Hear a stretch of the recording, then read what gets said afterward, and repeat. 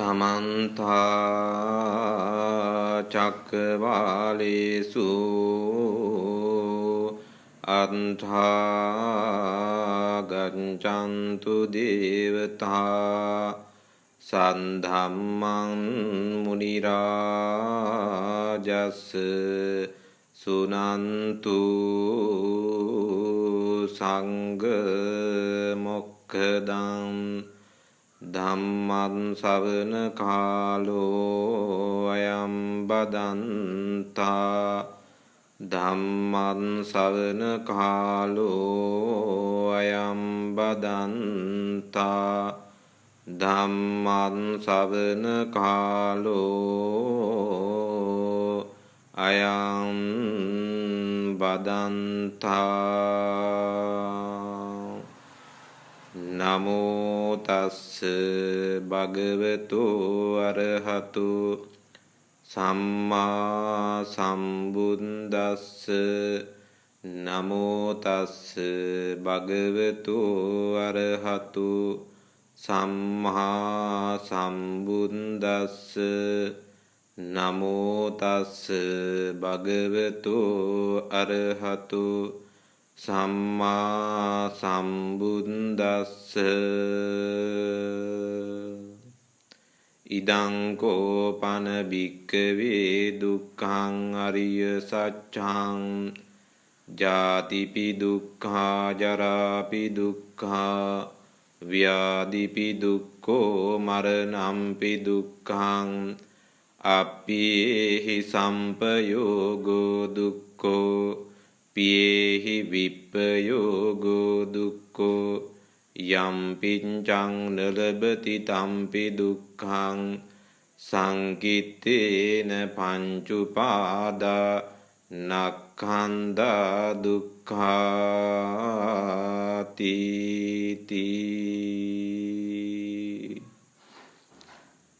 නමස්කාර වේවා බුදුරුවනට සමදා බුදු හිමි සරණ යාමි නමස්කාර වේවා ධම්රුවනට සමදා සදහම් සරණ යාමි නමස්කාර වේවා සංඝරුවනට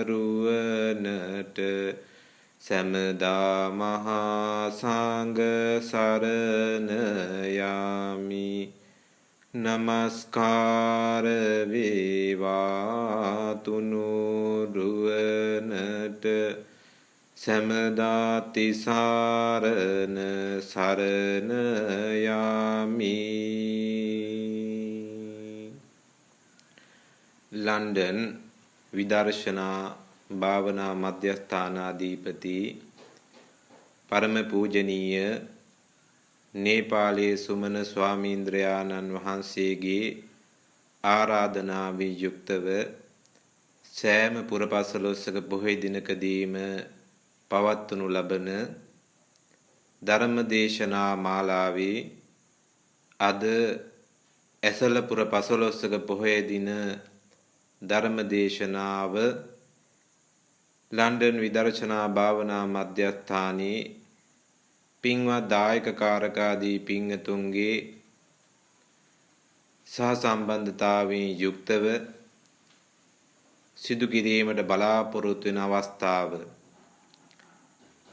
ශාසනික වශයෙන් ආගමික වශයෙන් අතිශයින්ම වැදගත් පුරපසළොස්වක පොහොය දිනයක් හැටියට ඇසලපුර පසළොස්වක පොහොය දිනිය සලකන්නට පුළුවන්කම ලැබෙනවා. සාරා සංඝ කල්පලක්ෂය පෙරුම්දම් පුරලා උතුම් වූ බුදු පදවිය වෙසපුර පසළොස්වක පොහොය දිනකදී ලබාගෙන අවබෝධ කරගත්තා වූ නෛර්යානික ධර්මය ලෝට දේශනා කළ පළමු දිනයේ හැටියටයි ඇසර පුර පසළොස්වක පොහොය දිනය හඳුන්වන්නට පුළුවන්කම තිබෙන්නේ. බුද්ධත්වය යනු පිංගතුනි දිනයකින් දෙකකින් කරනු ලබන ක්‍රියාවක ප්‍රතිඵලයක් නෙමේ. කල්පාන්තරයක් උන්වහන්සේ උපං සෑම භවයක් තුලදීම පෙරුම්දම් පූර්ණේ කළා. පාරමිතා, උපපාරමිතා, පරමත්ත පාරමිතා වශයෙන් පාරමී ගුණ ධර්ම සම්පූර්ණ කරමින් ඒ තත්වයට පත්වෙන්නට උන්වහන්සේ සුදුසුකම් ලබා ගත්තා. සිද්ධාර්ථ කුමාරයා හැටියට උන්වහන්සේ ඒ මොහොත දක්වාම සංසාරේ පුරාවටම මේ ගුණ ධර්ම සම්පූර්ණ කරමින් ප්‍රඥාව මුහු පුරා ගිහින් කාලය ගත කරන්නට යෙදුණා. ප්‍රඥාව මුහු පුරා ගිය නිසා තමයි එදා අධික කාමභෝගී ජීවිතයක් ගත කරන්නට යෙදුණු සිද්ධාර්ථ කුමාරයාට සතර පෙරනිමිතිවල පළවෙනි පෙරනිමිත්ත දැකීමෙන්ම සංසාරයේ පිළිබඳව කලකිරීමටපත් උනේ. ඔබත් අපත් මේ දිවි ගමනේ ඕනතරම් මහල්ලෙක්, මලමිනියක්, පැවිදිරුවක් මේ කියන ලෙඩෙක් මේ කියන රූපයන් නිතරම දකිනවා. ඒ අය සමග ගැටෙනවා.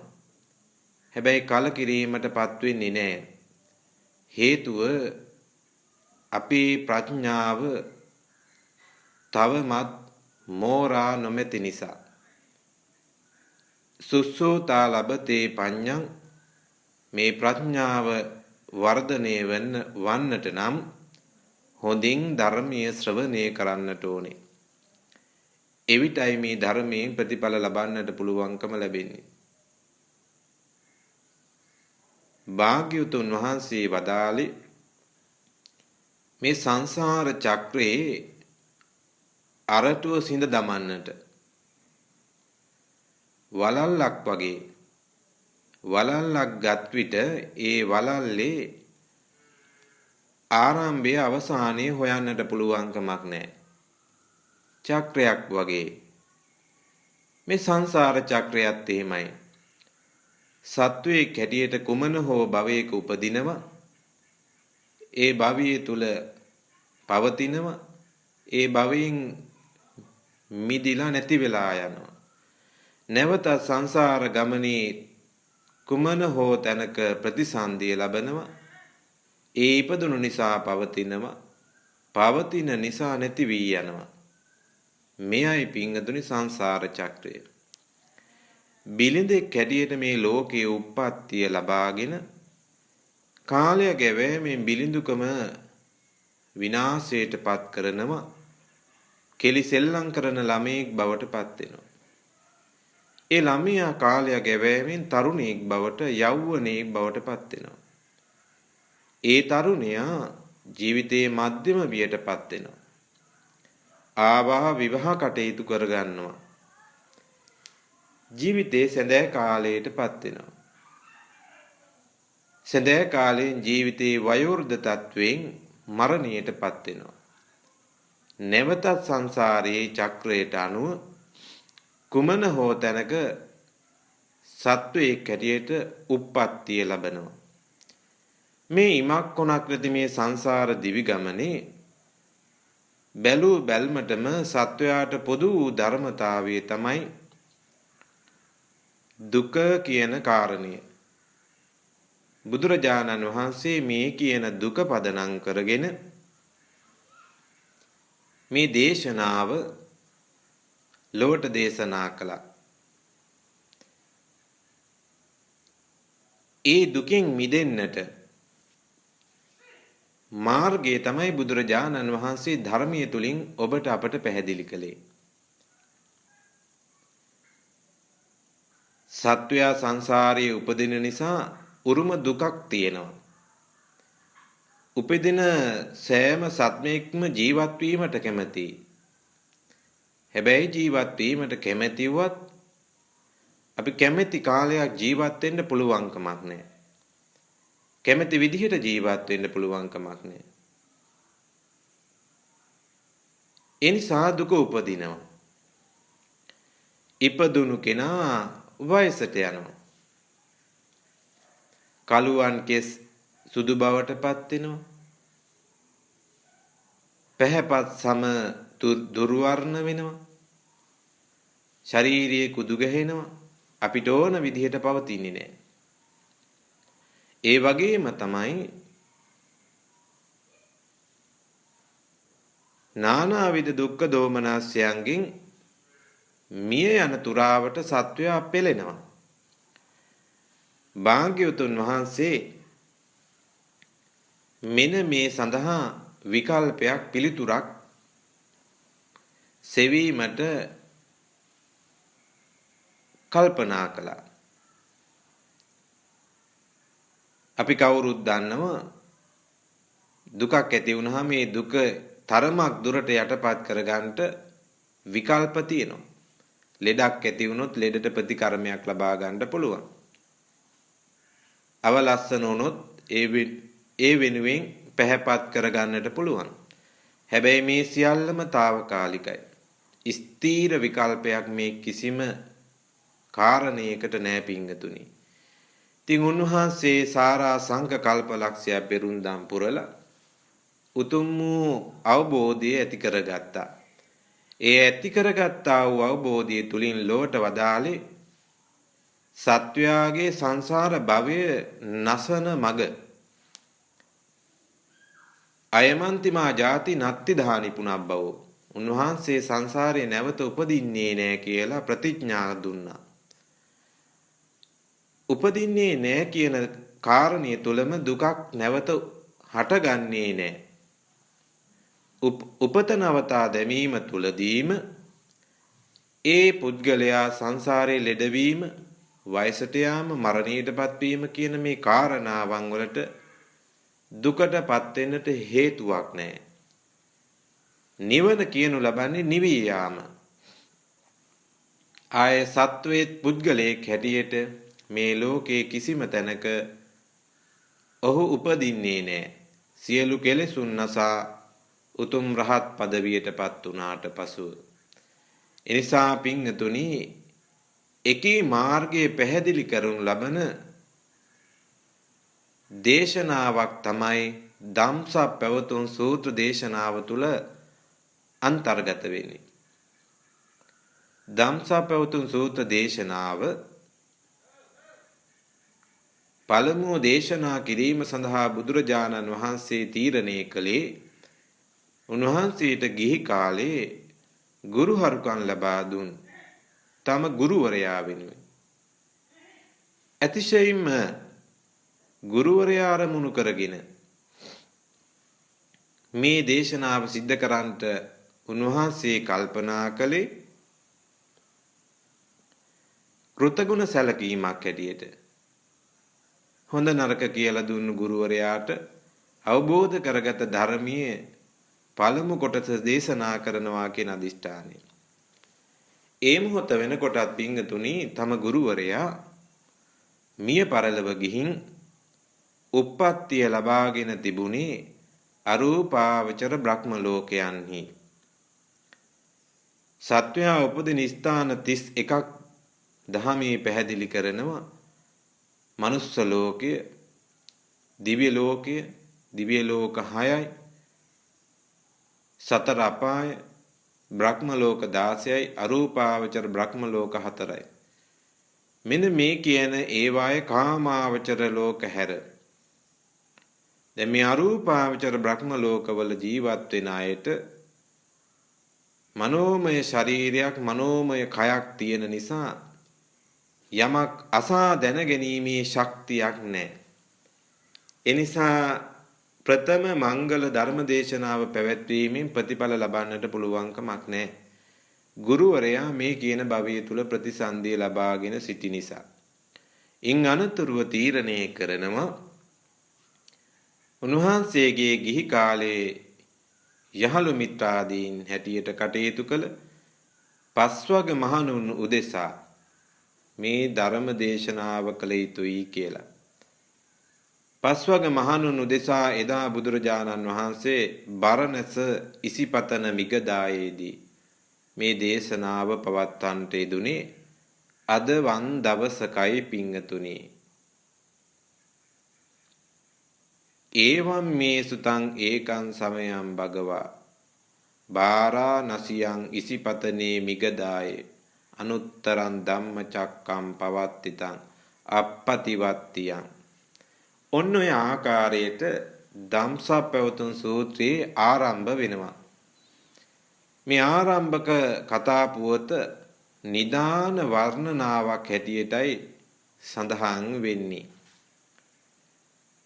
දේමේ භික්කවේ අන්තා පබ්බජිතේ නබින්නම් පච්චවෙක්කිතබ්බං කියන විදිහට සූත්‍ර දේශනාව එයින් ආරම්භ වෙනවා. එතෙන් පටන් පිංගතුනි රාත්‍රී පිරිත් දේශනාවකදී හේවිසිනාද කරන සාදුනාද පවත්වන කොටසක් තියෙනවා මේ දේශනාවේ. ඒ බ්‍රහ්ම ලෝක දිව්‍ය ලෝක පිළිබඳව නාම ගෝත්‍රයන් සඳහන් කරන මොහොතේ සාදුනාද පවත්වන්නේ. ඉතින් ඔන්න ඔය විදිහට මේ දේශනාව අසා සිටි ශ්‍රවණය කළ පස්වග මහණුන් අතර කොණ්ඩඤ්ඤ තවුසානන් පළමුව මේ දහම් පදය හොඳින් අවබෝධ කරගෙන සෝවාන් ඵලයටපත් වුණා. ඒ පිළිබඳව දේශනාවේ කෙළවර අඤ්ඤාසිවත භෝ කොණ්ඩඤ්ඤෝ අඤ්ඤාසිවත භෝ කොණ්ඩඤ්ඤෝ කියන විදිහට උදාහරණයක් හැටියට දේශනා කර තිබෙනවා. කොණ්ඩඤ්ඤ හාමුදුරුව තමයි මේ බුද්ධ ශාසනයේ පළමු ධර්මය අවබෝධ කරගත්ත පළමු ශ්‍රාවකයාණන් වහන්සේ. එතකොට පින්තුනි ධර්මී අරටුව චතුරාර්ය සත්‍ය ධර්මයයි ප්‍රකාශ කිරීම නිවැරදි. චතුරාර්ය සත්‍ය ධර්මයේ තමයි මේ ධම්සප්පවතුන් සූත්‍ර දේශනාවෙන් පැහැදිලි කරනු ලබන්නේ. මේ ධම්සප්පවතුන් සූත්‍ර දේශනාවේ සංක්ෂිප්ත කෙටියෙන් පැහැදිලි කරනු ලබන්නේ චතුරාර්ය සත්‍ය පිළිබඳව දහම් කරුණු පිළිබඳව දීර්ඝ විස්තරයක් සච්ච විභංග සූත්‍රයේදී සරියුත් මහරහතන් වහන්සේ දේශනා කරනු ලබනවා. ඉතින් ඒ අනුව බලනකොට ධම්සප්පවතුන් සූත්‍ර දේශනාවේ අන්තර්ගත චතුරාර්ය සත්‍ය ධර්මයේ පළවෙනි සත්‍ය දුක්ඛ සත්‍ය පිළිබඳවයි අද මම ධර්ම දේශනාවෙන් මේ කාරුණික වාසනාවන්ත පින්තුන්ට කියා දෙන්නට බලාපොරොත්තු වෙන්නේ. අදවන් දවසක මේ සූත්‍ර දේශනාව පිළිබඳව වැටහීමක් අවබෝධයක් ඇති නොකර ගත්තොත් එසේම අදවන් දවසක මේ සූත්‍ර දේශනාව පිළිබඳව ධර්ම ශ්‍රවණය නොකළොත් ඒක ලොකු වරදක්. ඒ නිසා පින්තුනි ප්‍රථම මංගල දේශනාව හැටියට සලකාගෙන ගෞරවයෙන් මේ දේශනාවන් සඳහා ඇහුම්කන් දෙන්නට ඕනේ. භාග්‍යවතුන් වහන්සේ දුක කියන මේ වචනය අර්ථවත් කරනවා දහමේ ප්‍රධාන කොටස් තුනකට. පළවෙනි කොටස තමයි සාමාන්‍ය දුක. සාමාන්‍ය දුක කියලා මෙහිලා අදහස් කරනු ලබන්නේ ජාති දුක, ජරා දුක, ව්‍යාධි දුක, මරණ දුක, අප්‍රියයන් සමග එක්වීම, ප්‍රියයන් සමග ප්‍රියයන් වෙන්වීම, හිතන පතන දේවල් නොලැබීම. කෙටියෙන්ම පැහැදිලි කළොත් මේ පංච උපාදානස්කන්ධයේම දුකක් හැටියටයි දහමේ පැහැදිලි කරනු ලබන්නේ. එය සාමාන්‍ය දුක හැටියට දුකේ ප්‍රධාන කාරණා තුنين පළවෙනි කාරණාවේදී පැහැදිලි කරනු ලබන්නේ. දෙවෙනි දුකේ ප්‍රභේදය තමයි විපරිණාම දුක. විපරිණාම දුක කියලා අදහස් කරන්නේ වෙනස් වීම මුල් කොටගෙන ඇතිවන්නා වූ දුක. ශරීරයේ පැහැපත්ව පවත්වා ගන්නට උවමනාවක් තිබුණත් එය ඒ ආකාරයට පවත්වා ගන්නට පුළුවන්කමක් නැහැ.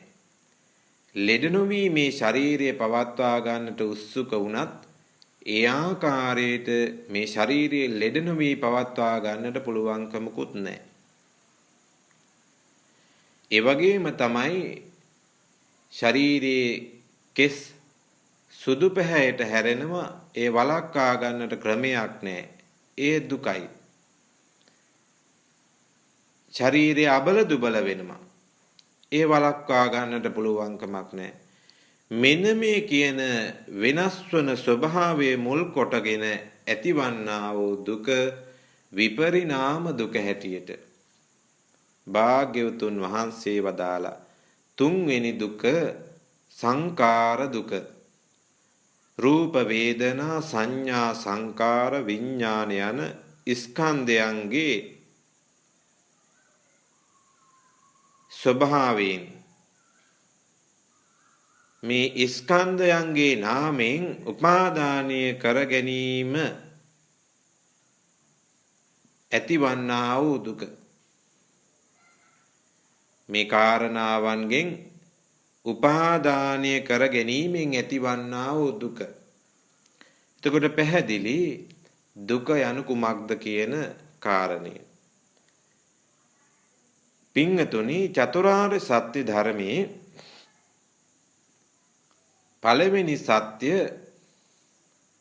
දුක්ඛ සත්‍ය.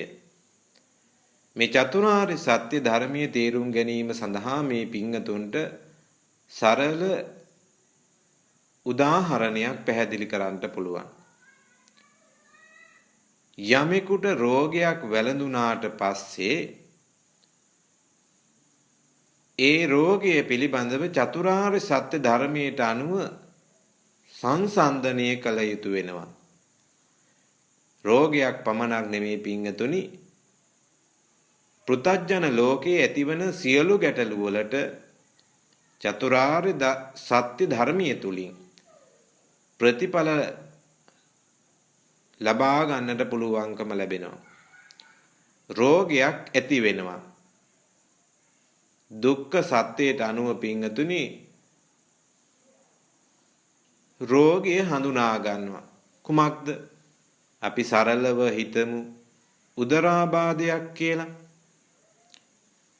චතුරාර්ය සත්‍ය ධර්මයට අනුව පළවෙනි සත්‍ය තමයි දුක. එහෙනම් රෝගය තමයි උදරාබාධය. දෙවෙනි සත්‍ය තමයි දුක්ඛ සමුදාය සත්‍ය. දුකට හේතුව. එහෙනම් මේ උදරාබාධයට හේතුව හොයා ගන්නට ඕනේ. උදරාබාධයට හේතුව තමයි විස සහිත ආහාරයක් අනුභව කිරීම. විස සහිත ආහාරයක් අනුභව කිරීම තමයි උදරාබාධයට හේතු. දුක්ඛ සමුදාය සත්‍ය. දුකට හේතු. ඉන් අනතුරුව තුන්වෙනි සත්‍ය දුක්ඛ නිරෝධාය සත්‍ය. දැන් රෝගය හඳුනාගත්තා. රෝගයට හේතුව හඳුනාගත්තා. දැන් ප්‍රතිකාර කළ යුතුයි. ප්‍රතිකර්ම යෙදිය යුතුයි. තුන්වෙනි සත්‍යයට අනුව දුක නැති කරන්නට, නිරෝගී වෙන්නට ප්‍රතිකර්ම ලබා දිය යුතුයි. ප්‍රතිකර්ම ලබා දීමෙන් අනතුරුව සුවපත් වෙනවා. සුවපත් වූ කෙනා හතරවෙනි ආර්ය සත්‍ය තමයි දුක්ඛ නිරෝධ ගාමිනී පටිපදා ආර්ය සත්‍ය. දැන් සුවපත් වූ කෙනාට අනුගමනය කළ යුතු පිළිවෙත් මගක් තියෙනවා. නැවත රෝගී තත්වයට පත් නොවන්නට, කවම කවදාක්වත් මේ විදිහේ දරුණු රෝගවලට ගොදුරු නොවන්නට ස්ථීරම විකල්පයක් සෙවීම සඳහා පිළිවෙත් මගක් තියෙනවා. ඒ තමයි ආර්ය අෂ්ටාංගික මාර්ගය. මැදුම් පිළිවෙත. සම්මා දිට්ඨි, සම්මා සංකප්ප, සම්මා වාචා, සම්මා කම්මන්ත, සම්මා ආජීව, සම්මා වායාම, සම්මා සති, සම්මා සමාධි. ඔය විදිහට පිළිවෙත් මඟ අනුගමනය කරන්නට ඕනේ. ඒ තුලින් නිවන සාක්ෂාත් කරගන්නට හැකියාව ලැබෙනවා. පින්වතුනි, දුක්ඛ සත්‍ය පිළිබඳව බුදුහාමුදුර වදාළේ පරිඤ්ඤේ යන්ති පරිඤ්ඤාතන්ති. පිළිසඳ නුවණින් දැනගත යුතුයි. කුමක් පිළිබඳවද? රෝගය පිළිබඳව පිළිසඳ නුවණින් දැනගත යුතුයි. ඒ රෝගය වැළඳෙන්න හේතුව දෙවෙනි සත්‍යයේදී සච්චිකාතබ්බන්ති. සාක්ෂාත් කරගත යුතුයි. තුන්වෙනි සත්‍යයේදී ඒ රෝගය සඳහා ප්‍රතිකර්ම ලබා දී සුවපත් කරගත යුතුයි. පහතබ්බම් පහීනන්ති. රෝගය සුවපත් කරගත යුතුයි, ප්‍රහාණය කළ යුතුයි. ප්‍රහාණය කිරීමෙන් අනතුරුව සුවපත් වෙන රෝගියා රෝගී බවින් මිදිලා ඉන් අනතුරු නැවතත් රෝගී තත්වයට පත් නොවන විදිහට නිරෝගීමත්ව ජීවත් වෙන්නට, නිවන අවබෝධ කරගන්නට අනුගමනය කළ යුතු මාර්ගාංග 8ක් වදාලා භාවී තබ්බන්ති භාවිතන්ති. භාවිතා කළ යුතු මාර්ගාංග 8ක් උන්වහන්සේ වදාලා. ඔන්න ඔය විදිහෙන්ට තමයි පිංගතුනි චතුරාර්ය සත්‍ය ධර්මයේ ඔබ අප විසින් අනුගමනය කළ යුතු ක්‍රමවේදය කෙටියෙන් මේ පිංගතුන්ට පැහැදිලි කරන්නට යෙදුනේ. එහෙනම් අපි පළමුව බලමු චතුරාර්ය සත්‍ය ධර්මයේ පළවෙනි සත්‍ය පිළිබඳව සවිස්තරාත්මකව. ඉදං කෝ පන භික්ඛවේ දුක්ඛං අරිය සත්‍යං. ජාතිපි දුක්ඛා ජරාපි දුක්ඛා ව්‍යාධිපි දුක්ඛෝ මරණම්පි දුක්ඛං අප්පියේහි සම්පයෝගෝ දුක්ඛෝ පියේහි විප්පයෝගෝ දුක්ඛෝ යම්පිච්ඡන් නලබති තම්පි දුක්ඛං සංකිත්තේන පංච උපාදානස්කන්ධා දුක්ඛාති. මහණෙනි, දුක නම් මිසේය. ජාතිපි දුක්ඛා. මහණෙනි, උපතම දුකයි. ඉපදුණු නිසානේ පිංගතුනි වයසට යන්නේ. වයසට යන නිසානේ ලෙඩ වෙන්නේ. ලෙඩ වෙන නිසානේ වේදනාවටපත් වෙන්නේ. වේදනාවෙන් යුක්තව මරණයටපත් වෙන්නේ. මේ සාංශාරික දුකක්. හැබැයි බුදුහාමුදුරුවෝ මෙහිලා අදහස් කළේ දරුවෙකු දරු කලලේ ජීවත් වෙන කාලය මව් කුසක ජීවත් වෙන්නේ ඊටාම අපහසුවෙන්, ඊටාම වේදනාවෙන්. අපි ජලයේ ජීවත් වන සත්වයෙක් නෙමෙයි. අම්මාගේ මව් කුසේ මාස 9ක් අපි මල මුත්‍රා පිරුණු ජලය පිරුණු ස්ථානයක මාස 9ක් දුක් විඳිනවා. අතපය වකුටු කරගෙන අම්මා සැර ආහාර අනුභව කරනකොට එයින් ලැබෙන පීඩාව විඳ දරාගෙන තැලෙනවා, පොඩි වෙනවා, නිදිනකොට, ඇඹරෙනකොට, ඇවිදිනකොට ඒ වේදනාව විඳ දරා ගන්නවා. භාග්‍යවතුන් වහන්සේ වදාළේ පිංගතුනි අපායක දුක් විඳින සත්වයෙක් හා සමානයි. මව් කුසක දරුවෙක් පිළිසිඳගත් මොහොතේම ඒ පිළිසිඳ ගන්න දරුවා මව් කුස අතහැර යන අවස්ථාවන් අප්‍රමාණයි. මව් කුසේ ජීවන පැවැත්ම ස්ථීරවම කියන්න පුළුවන් කමක් නැහැ. ගෙනාපු ආයුෂ කර්ම ශක්තිය අවසන් වුණාට පසුව දරු කලලය විනාශ වෙන්නට පුළුවන්. මේ කතා කරන මොහොතේදී මව් කුසේ ජීවත් වුණු දරු පැටව් මව් කුස අතහැරලා යන්නට පුළුවන්. ඒ තරම්ම අවිනිශ්චිතයි. සංඥාවක් නිකුත් කරන්නට පෙර ආතුවත් මව් කුස අතහැරලා යනවා. මව් කුසේ ජීවත් වෙලා සති දෙක තුනක්, මාස දෙක තුනක්, මාස 9ක් ඉපදෙන්නට දවසක් හෝරාවක් තියලා මව් කුස අතහැරලා යන අවස්ථාවන් තිබෙනවා. මේ විදිහට බලනකොට පින්තුනි ජාතිපි දුක්ඛා කියලා බුදුරජාණන් වහන්සේ වදාළේ උපත මහණෙනි දුකයි. උපත දුකයි. ඒ උපත පුතජන කෙනාට දුකක් හැටියට අපි කවුරුත් වටහා ගන්නට ඕනේ. ඉංගනතරුව දේශනා කරන්නට යෙදුනේ මේ සූත්‍ර දේශනාවට අනුව ජරාපි දුක්ඛා, ජරාවට පත්වීම. තමන්ගේ ශරීරය බොහොම රූමත් පවත්වා ගන්නේ කෙසේද කියන කාරණය මේ අය හොඳින්ම දන්නවා. දිනක් නොනෑවොත් මේ ශරීරය තමන්ටම පිළිකුල් සහගතයි.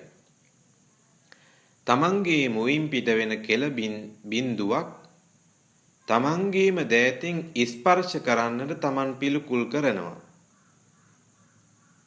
බුදුහාමුදුරුවෝ වදාළේ අසූචි පුරවන ලද මල්ලක් හා බඳුයි මේ ශරීර පංචස්කන්ධය. අසූචි පුරවන මල්ලක් පමණක් නෙමෙයි, ස්ථාන 9කින් සිදුරු කරන ලද අසූචි මල්ලකටයි බුදුරජාණන් වහන්සේ මේ පංචස්කන්ධය සම කළේ. 9 දොරකින් අසූචි වැగిරෙනවා. ඇස් දෙක, කන් දෙක, මුඛය, ඒ වගේම නාභිය, මුත්‍රාශය, ගුද මාර්ගය, මේ සියල්ලගෙන්ම අසූචි වැగిරෙන අප්‍රසන්න ශරීරයක් තමයි ඔබටත් අපටත් උරුම වෙලා තිබෙන්නේ. ඇස කන නාසය දිව ශරීරය කියන ඉන්ද්‍රියයන්ගෙන් සකස් වූ ආයතන 6කින් සමලංකృత වූ දෙයක් තමයි ශරීරය කියන්නේ. චක්කු ආයතනෙ, සෝත ආයතනෙ, ගාන ආයතනෙ, જીව ආයතනෙ,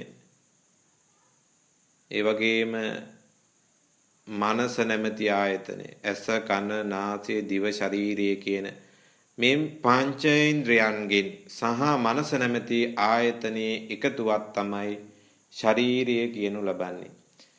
එතකොට මෙන්න මේ ශරීරය ඉපදුණු සෑම කෙනෙකුගේම ජරාවටපත් වෙනවා. අපවිත්‍ර වෙනවා. දුර්ගන්ධය හමනවා. මෙන්න මේ නිසා පොහොදුන් සත්වයා දුකටපත් වෙනවා.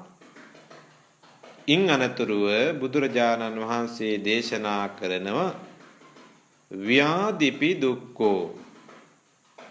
ව්‍යාධිපි දුක්ඛෝ කියලා දේශනා කළේ මේ ආයතන 6 නිතරම ලෙඩ වෙනවා. නිතරම ලෙඩ වෙනවා. ඒ ලෙඩවීම කොච්චරවත් පීඩාවක් ගෙන දෙනවා.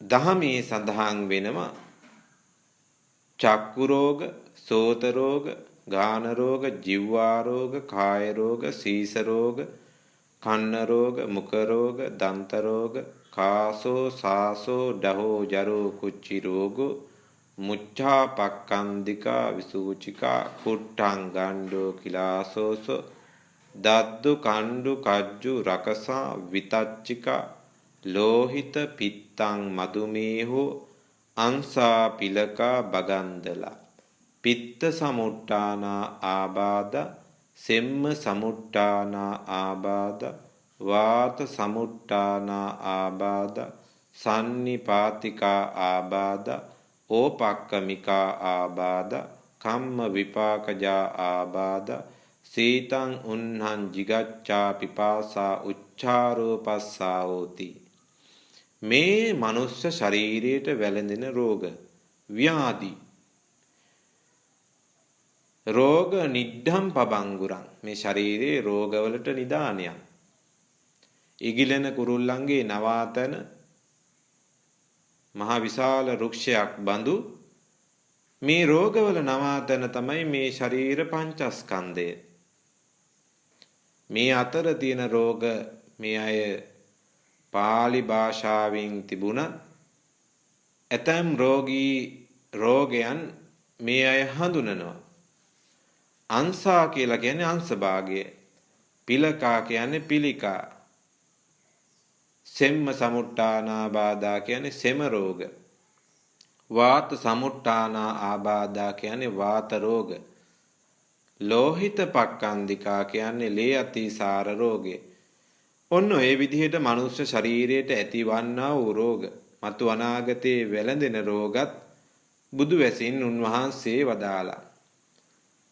බුදුන් වහන්සේ නමක් කියන්නේ සුළුපටු කෙනෙක් නෙමෙයි.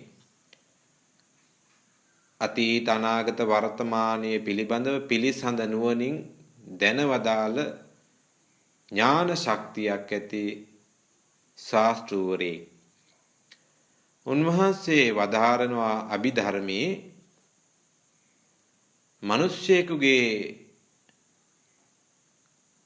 කන නැමැති ඉන්ද්‍රිය ඇතුලේ ගොළු බෙල්ලෙකුගේ ස්වභාවයේ ඇති යම් දඟරයක් උපතින්ම තිබෙනවා කියන බව. ඒ තුලින් ශබ්ද තරංග ඔහුගේ මනසට ලබා දෙන බව. මේ කම් බෙරයේ කම් පටලේ රන්වන් පැහැති ඊ타ම සියුම් කෙඳි ප්‍රමාණයක් තිබෙන බව උන්වහන්සේ දහමේ පැහැදිලි කරනු ලබනවා. මොනතරම් විශ්මය ජනක මොනතරම් පුදුම සහගත කාරණයක්ද කියනවනම් පිංගතුනි, අද ලෝකේ මොනතරම් නවීන දියුණුවක් තිබුණත් නවීන යන්ත්‍ර උපකරණ තිබුණත් අදටත් ශරීරයේ කන නැමැති ඉන්ද්‍රියේ තියෙන මේ කෙඳි අන්වීක්ෂයකින්වත් බලන්න තරම් දියුණු තාක්ෂණයක් නැහැ. හැබැයි ඊටාම සියුම් කෙඳි ප්‍රමාණයක් තිබෙනවා. ඒවා අදටත් දකින්න උපකරණයක් නැහැ. ඒ තරමටම බුදුන් වහන්සේ මේ සියල්ල අන්වීක්ෂයකින් බලලා යන්ත්‍ර උපකරණ වලින් බලලා තහවුරු කරලා දේශනා කළා නෙමෙයි. උන්වහන්සේගේ ඥාන ශක්තියෙන් මේ ලෝට දේශනා කළේ. නිසා ඒ විදිහට බලනකොට පිංගතුනි, මේ පුහුදුන් සත්වයා ලෙඩ රෝග නිසා දුකටපත් වෙනවා. අද රටේ ලෝකේ කී දෙනෙක් රෝහල්ගතව ප්‍රතිකාර ලබනවද? අඬනවද? වැළපෙනවද? ඇතැම් නිදංගත රෝගී තත්වයන් නිසා ඇතැම් අය සියදිවි නසා ගන්නවා. සියදිවි නසා ගන්නවා. කායික රෝග පමණ නෙමෙයි මානසික රෝගත් බුදුදහමේ පැහැදිලි කරනවා. මානසික රෝග 1500කට අධිකයි. බටහිර වෛද්‍ය විද්‍යාවේ සඳහන් වෙනවා මානසික රෝග අතර දරුණුතම මානසික රෝගයක් තමයි විෂාදය කියනු ලබන්නේ. ඒ ඉංග්‍රීසි භාෂාවෙන් කියන්නේ ડિප්‍රෙෂන්.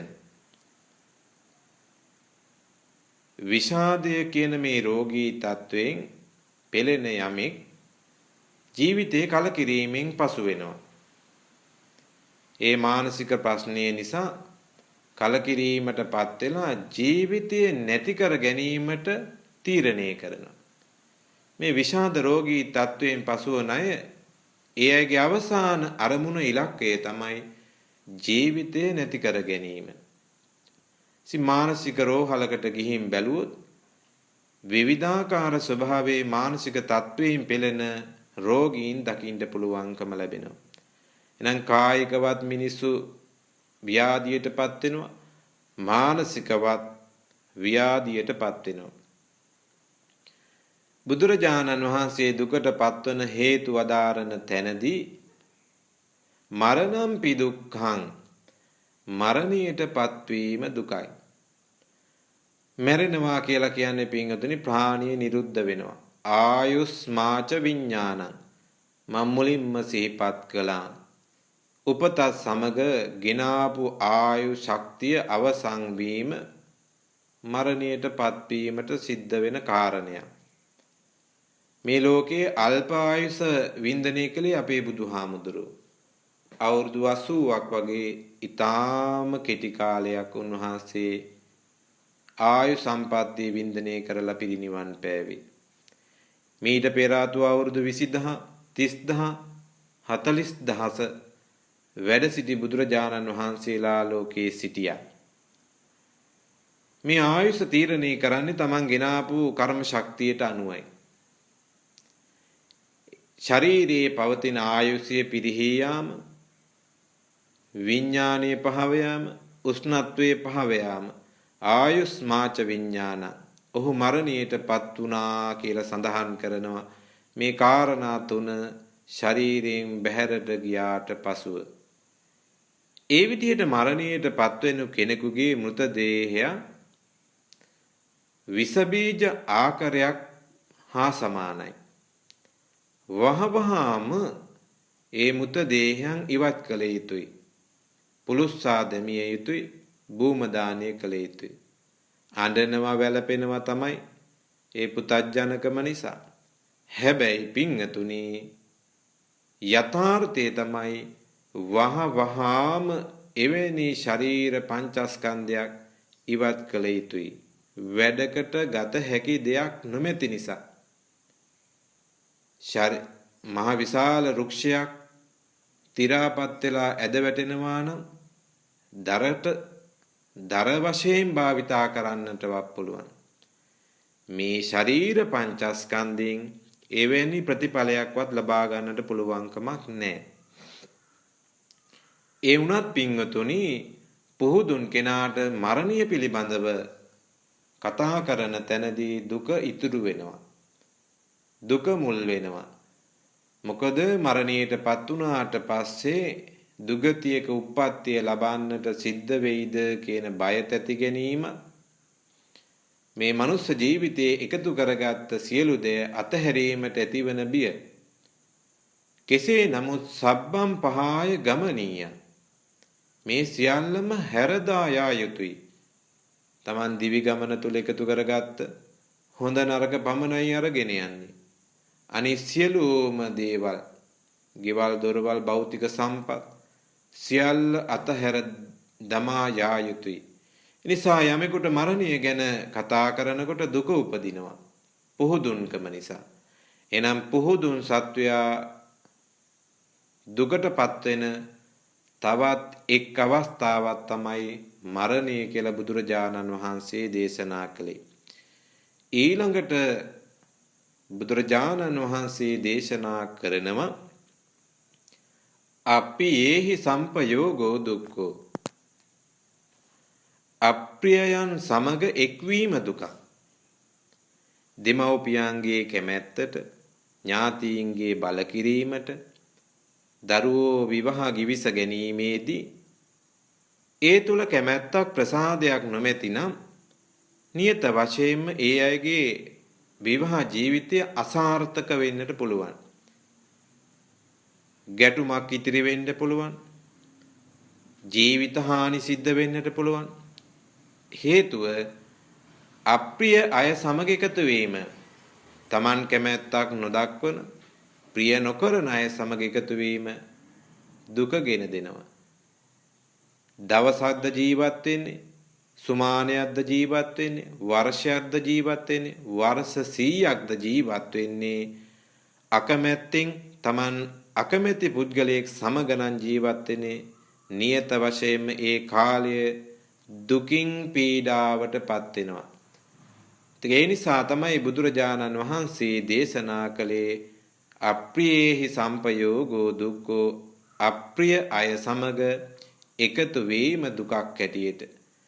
ඊළඟට බුදුරජාණන් වහන්සේ වදාරනවා පියේහි විප්පයෝගෝ දුක්ඛෝ ප්‍රිය කරන දේවල් පණ තියෙන දේවල් පමණක් නෙමෙයි ප්‍රාණිය නොමැති දේවල් ගෙවල් දොරවල් යාන වාහන ඉඩකඩ සතා සිව්පාව මේ කොයි දේ පිළිබඳවත් ප්‍රිය කරයි නම් ප්‍රිය කරන දේවල් නැතිවීම දුක.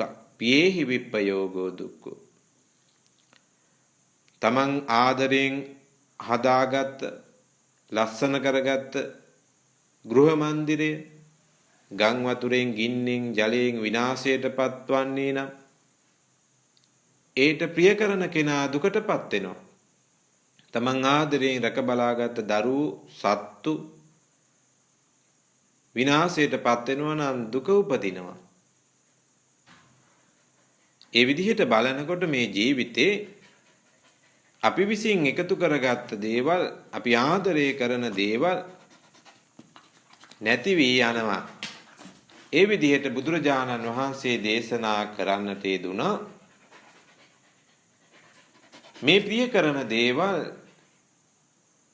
නැති වී යාම පොදුන් සත්වයාට නිරන්තරයෙන්ම දුක ගෙන දෙනවා කියන බව. ඊළඟට බුදුරජාණන් වහන්සේ දේශනා කරන්නේ යම්පි චන්න ලබති තම්පි දුක්ඛං. හිතන පතන දේවල් ඉෂ්ට සිද්ධ නොවීම. අපි මේ ජීවිතයේ හිතන දේවල් බොහෝමයක් තියෙනවා. ප්‍රාර්ථනා කරන දේවල් තියෙනවා. ගෙවල් දොරවල් හදාගන්නට, දරුවෝ ඇති දෙඩි කරගන්නට විවිධාකාර බලාපොරොත්තු. රැකියාවක් අපේක්ෂාවෙන්, ඇතැම් විට රැකියාවේ තනතුරු තානාන්තර අපේක්ෂාවෙන්, විභාගයේ ජය සාමාර්ථ අපේක්ෂාවෙන්, වාහනයක් මිලදී ගැනීමේ අපේක්ෂාවෙන් මේ බලාපොරොත්තු ඉච්ඡා බංගත්වයට ඉෂ්ට නොවුණු තැන දුක උපදිනවා. යම් පිච්ඡන්න ලබති තම්පි දුක්ඛං. මේ කියන කාරණාව පින්වතුනි ඔබගේ දිවි ගමනේ මුහුණදී ඇති දුකක් වෙන්නට පුළුවන්. අවසානයේදී බුදුරජාණන් වහන්සේ මේ දුක්ඛ සත්‍ය පැහැදිලි කරන තැනදී ධම්සප්පවතුන් සූත්‍ර දේශනාවේ සඳහන් කරනවා සංකිට්ඨේන පංච උපාදානස්කන්ධා දුක්ඛ. කෙටියෙන්ම පැහැදිලි කළොත් පින්වතුනි පංච උපාදානස්කන්ධේම දුකයි. රූප, වේදනා, සංඥා, සංකාර, විඥාන. මේ ඇස උපාදානීය, කනේ උපාදානීය, නාසය උපාදානීය, දිවේ උපාදානීය, ශරීරය උපාදානීය, මනසේ උපාදානීය. මේ පංච උපාදානස්කන්ධයම දුකයි කියලයි බුදුරජාණන් වහන්සේ දේශනා කොට වදාළේ. නම් මේ කොයි කාටත් පැහැදිලි උන්වහන්සේ දේශනා කරන්නට යෙදුණු දුක්ඛ සත්‍ය පිළිබඳව මං එකින් එක මේ පින්වතුන්ට පැහැදිලි කරන්නට යෙදුණා. ඇසේ රාජකාරිය තමයි රූප ලබා දීම. ඒ උපාදානය කරගන රූපයත් දුක උපදිනවා කියන දේ දහමේ පැහැදිලි කරනවා. මේ පංච උපාදානස්කන්ධයෙන්ම සත්වයා දුකටපත් කරයි නම් ඒ නියත වශයෙන්ම පොහොදුන් සත්වයාට දුකට හේතුවක් බව කෙටියෙන් නමුත් මේ දේශනාව තුල පැහැදිලි කරන්නට යෙදුණා. ඒ නිසා පින්තුනි මේ වාසනාවන්ත පින්තුන්ට මම මතක් කළේ ඔබ දහසක් ප්‍රශ්න ගැටලු වලට මුහුණ දෙමින් මේ ලෞකික ජීවිතයක් ගත කරන අය. දරුවෝ සමග ගැටෙනවා. ඒ අය සමග යුතුයකම් හා වගකීම් සමග ගැටෙනවා. ස්වාමියා බිරිඳ අතර යුතුයකම් හා වගකීම් අතර බැඳීමක් තියෙනවා. ඥාතීන් අසල්වාසීන් හිතවතුන් මිත්‍රයින් සහෝදර බන්දුන් සෑම කෙනෙක් තුළම යම් බැඳීමක් ජීවිතයේ තියෙනවා. මේ බැඳීම කියන්නේ සුළුපටු දෙයක් නෙමෙයි. ජීවිතයේ ආස්වාදයක් ඒ තුලින් අපිට ලැබුණත් මගේ සහෝදරිය, මගේ දරුවා, මගේ ස්වාමියා කියන යම් ආස්වාදයක් ජීවිතයේ භුක්ති විඳත් ගැඹුරු සැඟවුණු දේ තමයි බැඳීම තුල දුක උපදිනවා. එනිසා ඒ දුකට හේතුව තණ්හාවයි තෘෂ්ණාවයි කියන බව තමයි මේ චතුරාර්ය සත්‍ය ධර්මයේ එකින් එක ඉදිරියට පැහැදිලි කරනු ලබන්නේ. ඉතින් මම මේ මොහොතේ පැහැදිලි කරන්න බලාපොරොත්තු වුණේ දුක්ඛ සත්‍ය පිළිබඳව. උපත පිළිබඳව, ඒ ඉපදුණු සත්වයා ජරාවටපත් වීමේ දුක පිළිබඳව, ජරාවටපත් වෙන සත්වයා ලෙඩවීමටපත් වීමෙන් ඇතිවන දුක, ලෙඩ වෙන සත්වයා මරණයටපත් වෙනවා, මරණයටපත් වෙන මේ සත්වයා ජීවිතයේ අප්‍රියයන් සමග එකතු වීම නිසා දුකටපත් වෙනවා. ප්‍රිය අය අපින් වෙන්වීම ඈත්වීම දුකට හේතු වෙනවා. මේ ජීවිතයේ අපි ප්‍රාර්ථනා කරන හිතන පතන දේවල් ඉටු නොවි ඉච්ඡා බංගත්වයටපත් වෙනවා. ඒ නිසා දුක උපදිනවා. කෙටියෙන්ම බැලුවොත් රූප වේදනා සංඥා සංකාර විඥාන කියන ඇස කන නාසය දිව ශරීරය මනස කියන මේ ආයතනයන්ගෙන් උපාදානීය දුකගෙන දෙනවා. ඉතින් ඒ නිසා තමයි බුදුරජාණන් වහන්සේ දුක්ඛ සත්‍ය පිළිබඳව පැහැදිලි කරන්නට යෙදුනේ. නිසා පින්තුනි රෝගය හඳුනා ගන්නට ඕනේ. මම මුලින්ම උපමාවක් පැහැදිලි කළේ නිසයි. මොකක්ද පීඩාවට හේතුව හඳුනා ගන්නට ඕනේ.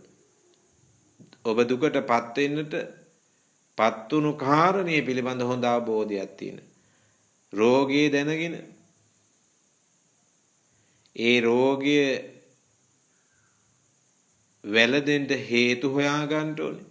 ඒ රෝගය සුවපත් කරන්න ඕනේ. සුවපත් කළාට පසු අනුගමනය කළ යුතු මගක්. නැවත නැවතත් රෝගී තත්වයටපත් නොවන විදිහට අනුගමනය කළ යුතු මග. ඒ තමයි සිව්වෙනි සත්‍යයෙන් පැහැදිලි කරන්නේ.